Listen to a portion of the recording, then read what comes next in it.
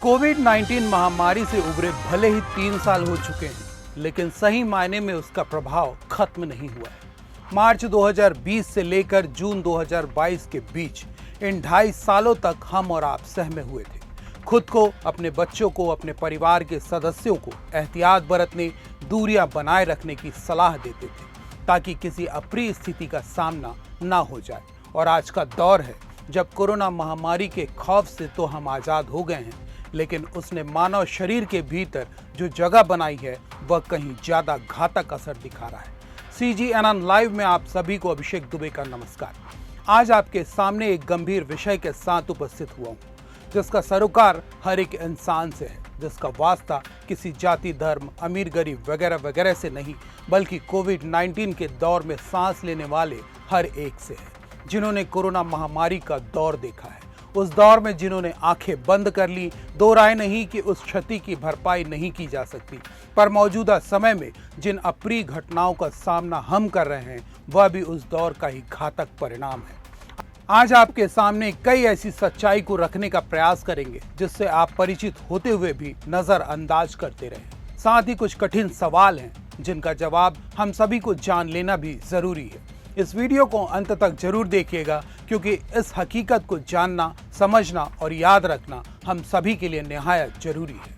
आपको याद होगा जब कोरोना महामारी का दौर चल रहा था, दवाई की किट के साथ हर किसी को नियमित योगाभ्यास करने की सलाह दी जाती थी। सामान्य एक्सरसाइज करते रहने के लिए कहा जाता था। बाहरी खान पान प्रतिबंधित कर दिया गया था। घर पर भी कम तेल और मिर्च के व्यंजन बनाने और खाने कहा जाता था।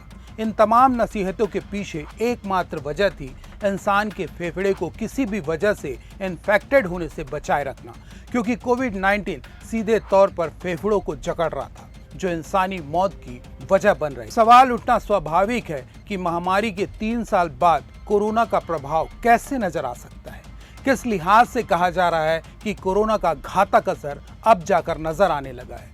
इन सवालों का जवाब जानने से पहले कुछ तर्क पर बात कर लेते हैं। सबसे पहला तर्क कि कोविड से पहले नियमित योग करने वाले, नियमित कसरत करने वाले, शादी या सामाजिक कार्यक्रमों में खुलकर नाचने वालों को हम और आपने शायद ही सडन हार्ट फेलियर की वजह से दम तोड़ते देखा होगा। ठीक है, कुछ लोगों के साथ हुआ भी होगा तो उन्हें अस्पताल तक पहुंचाने का समय भी मिला होगा और लोग इलाज के बाद स्वस्थ होकर अपने घर भी लौटे होंगे, लेकिन कोविड के बाद किसी को अस्पताल पहुंचाने तक का मौका नहीं मिल पा रहा है। ताजा उदाहरण छत्तीसगढ़ की राजधानी रायपुर से सामने आया है, जहां एक कारोबारी नियमित बैडमिंटन खेला करते थे। सोमवार 16 फरवरी को भी खेलने पहुंचे।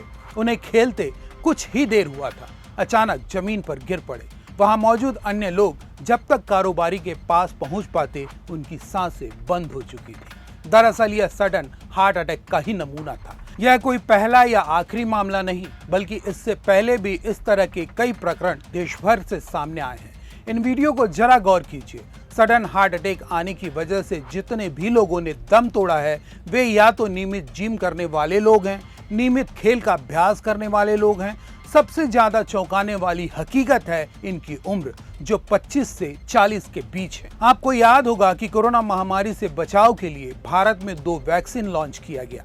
देश के भीतर वैक्सीनेशन अभियान चलाया गया। महामारी से बचाव के लिए लोगों ने आगे से आगे वैक्सीन लगवाने का प्रयास किया।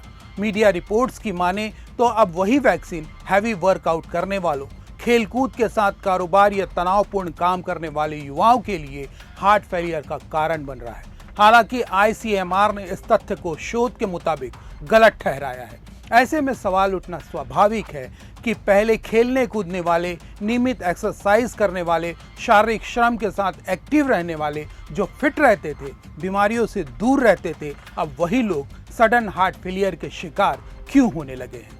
यह एक ऐसा मसला है जिसका सरोकार हर किसी से है, जिस पर चर्चा घंटों तक हो सकती है, जिसके कई उदाहरण सामने रखे जा सकते हैं, पर इसकी आवश्यकता नहीं है, क्योंकि समझने के लिए यह संक्षिप्त सारांश ही काफ़ी है। हमारे दर्शक इस विषय पर अपनी राय जरूर रखें, साथ ही ज़्यादा से ज़्यादा लोगों को शेयर भी करें, और यदि आपने चैनल को सब्सक्राइब नहीं किया है तो जरूर कर लें। नमस्कार।